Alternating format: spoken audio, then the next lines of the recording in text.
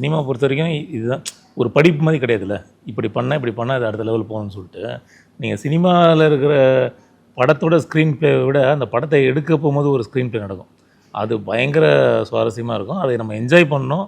இது வந்து நமக்கு மட்டுமே நடக்கலை, எந்தெந்த அது பெரிய சீனியர் ஸ்டாஃப்லாம் என்ன சொல்லுவாங்கன்னா, ஒரு நாள் ஷூட்டுன்றது வந்து ஒரு கல்யாணம் பண்ணுற மாதிரி.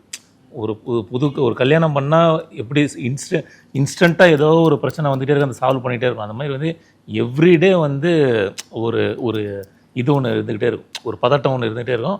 அதெல்லாம் தாண்டி தான் வந்து அது நம்மளோட ஒர்க்கிங் ஸ்டைல் அந்த மாதிரி. ஒவ்வொரு இப்போ இப்போ இப்போ ஹாலிவுட்லலாம் என்ன சொல்லுவாங்கன்னா, ப்ரீ ப்ரொடக்ஷனுக்கு நிறைய டைம் எடுத்துக்குவாங்க, ஷூட்டிங்க்கு கம்மியாக இருக்குன்னுவாங்க.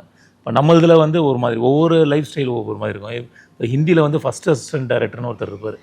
அவர் தான் ஆர்கனைஸே பண்ணுவார். அவருக்கு க்ரியேட்டிவ் நாலேஜும் இருக்கும், ப்ளஸ் வந்து மேனேஜருக்கான அந்த கெப்பாசிட்டியும் இருக்கும். இப்போ இங்கே அந்த மாதிரி கிடையாது. ஒவ்வொருத்தங்க ஒர்க்கிங் ஸ்டைல் அந்த மாதிரி. அதனால் வந்து இப்போ இது இப்படி தான் அப்படி தானே ஒரு வரியில் சொல்ல முடியாது.